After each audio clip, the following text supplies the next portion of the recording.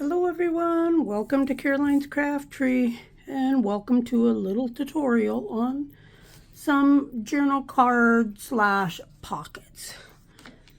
Now this is going to be for the 12 by 12 Junk Journal Challenge 2025 hosted by Scrapbook Sage. All these lovely ladies are taking part and you can too just by adding the hashtag. And there will be links below to all these lovely channels, as well as my Facebook group, blog, shops, all that kind of stuff. So check all that out. Now, the 12 by 12 Junk Journal Challenge for me is about using stuff up. So, I have some of my digital stuff. Now, I have a whole bunch printed out. I used to sell these cut, printed, and distressed in my shop on Etsy, but I haven't been doing that, so I had all these left over. So I need to start using some of them up. So that is what I'm doing. I have one of my butterfly cards. I have a ticket and a tea card, butterfly tea card, and a dragonfly domino size card. So we're going to use some of those. I've got some bling. Now, I've got these here. Now, these are just little lace snippets. I do these with most of my smallest pieces, and I have a lot. And every now and again, I'll just go through my jar of bits and pieces, and I'll take 3 to 5 pieces and staple them together. So we're going to use one of those. This is just a jar of odds and ends of everything. Little bits and pieces that were left over. All these flowers were from greeting cards. Yeah, so anyway, so I pulled one piece of bling out, which I'm going to use. It's right there. I recently got some 8mm film. So I wanted to use up kind of a loose piece that she had sent along. So I got that. Got these little resin butterflies. Honestly, don't remember where I got these. But I've got a piece of greeting card. I still have lots of greeting cards to cut up. Gotten them all over the place. A lot of them were new, never used, but I grab them lots of times. And I have a picture out of a very old flower book. Now, I'm not sure. I'm going to say it was around 1930, 1935 or something. I've been using lots of these pictures. Every page in this book, it was quite a thick book. It was probably like yay thick. And every page had 4 of these pictures on one side, and then on the back side it had stuff about the flowers. So I'm going to use one of those. I just snipped around this with these scissors here. They're just a Fiskars stamp, and I use these actually quite often. Okay, got a few other goodies. I'm going to use my hot glue gun today, something I don't normally use very often. Let's start by inking the edge of this here. And these could be used as pockets or as just a journal card. Okay, so that's good for there for now. I want to take this, and I've got some art glitter glue. Pull the glue off the top of there. Okay, and I'm going to turn this little tea card. These are a digital of mine. I'll try and remember to leave links, but you can go to the shops. Not sure if these ones are on Coffee yet, but they're definitely on Etsy. But I'll try and get them up on Coffee for those that don't like shopping on Etsy. And I'm just going to put that kind of in the center there. So that's going to be a little pocket. Now, I don't normally stitch on camera, but I'm going to do that today. Now, this is just a piece of foam from the dollar store.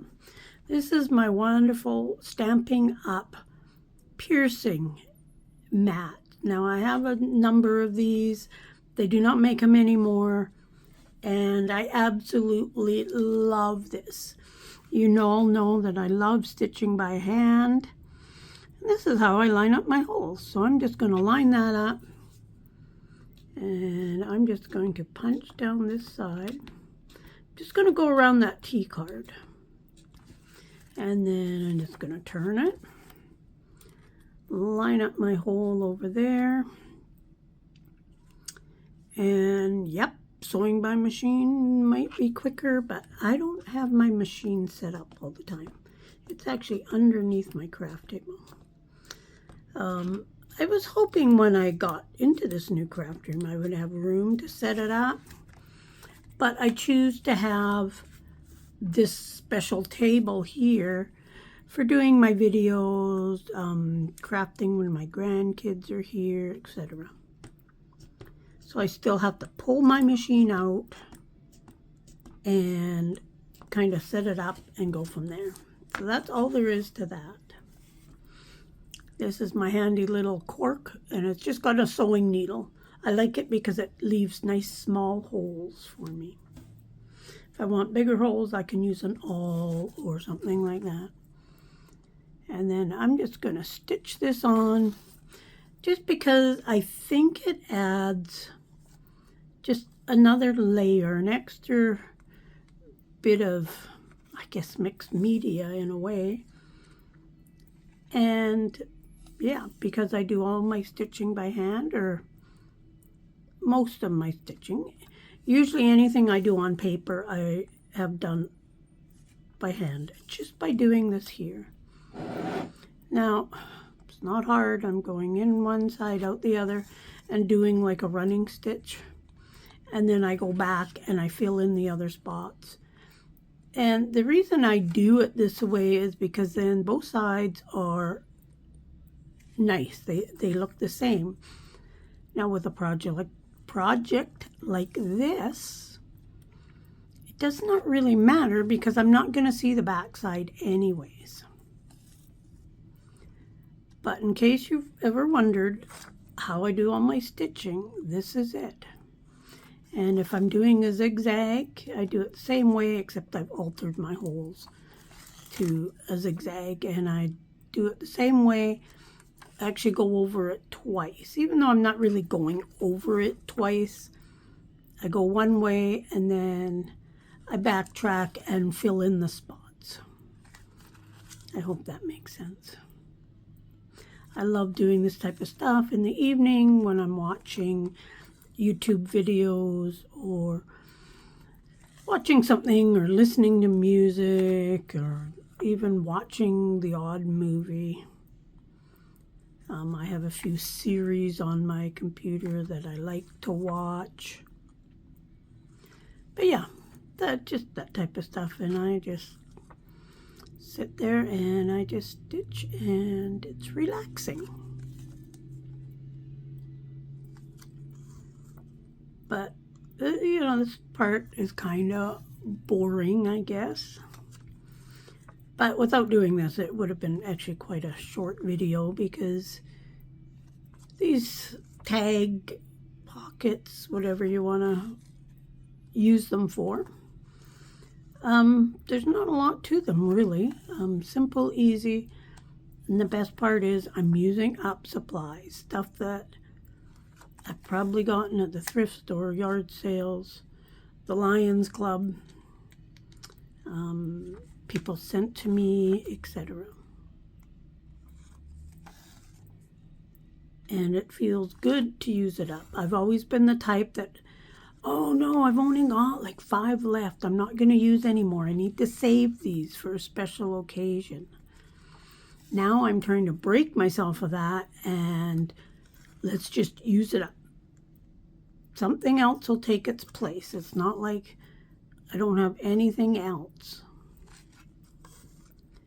And that's what I'm working on doing. I also, if I have too many choices on what to use, sometimes it throws me off and I don't know what to use.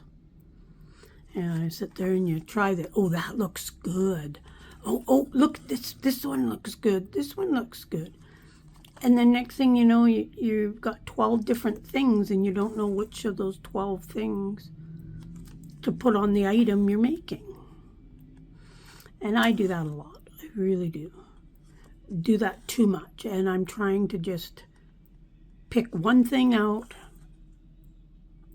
and use it.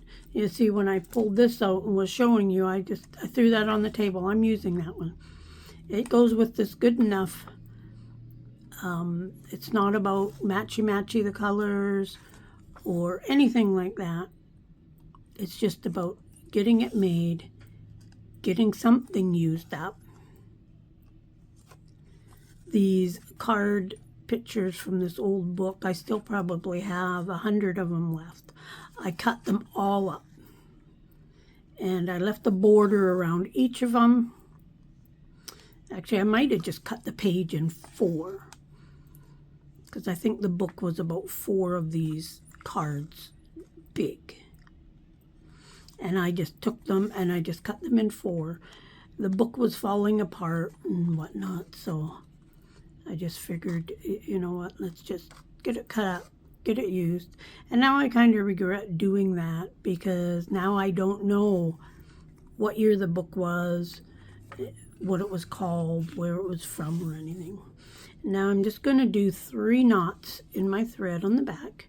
Don't pull too hard because you'll pull it right through that book page. Okay, so there is that. And normally I would glue my knot, but this is going to get glued down. Then we've got this here, and I'm just going to glue that down with the brown side up. The back is kind of like almost a silvery color, but you can write on that easy. So let's just glue this up. Trying to get fairly close to that edge because when the glue kind of spreads out, I want it to go through all those little dots. I could have ripped the pages, I could have done lots of things, but this time I choose that. And I'm just going to put that in the middle. And I'm just going to glue it down. Rub the edges, make sure that they're stuck down there good. And along the bottom there. And there's that. Now we're just going to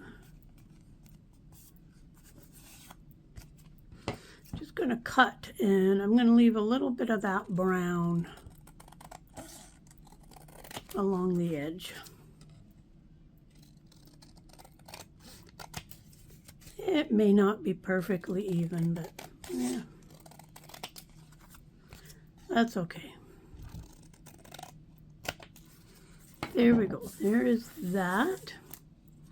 Now let's go ahead and ink the edge here. It's usually easier to ink the edge before you start putting toppers on it and all that kind of stuff.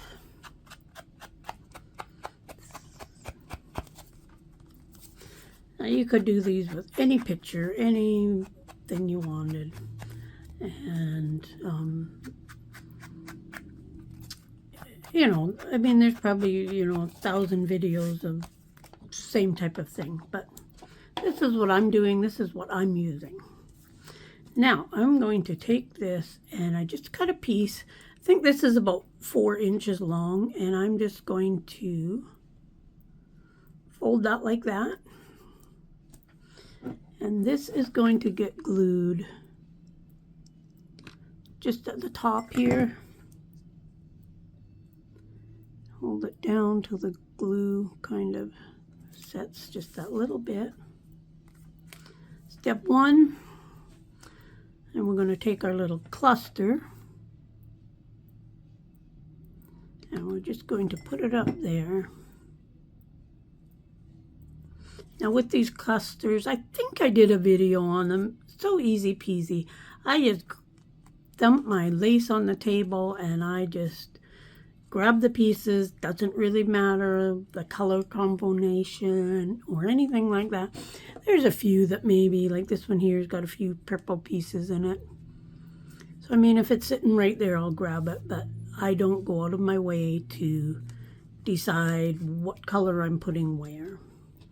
Got this here. Now I could have used anything for here as well. I'm just going to put a dot of that on the top of where my staple is, because that's all that I do is I staple them together with my little Tim Holtz tiny attacher. Love that stapler. It goes through so many things.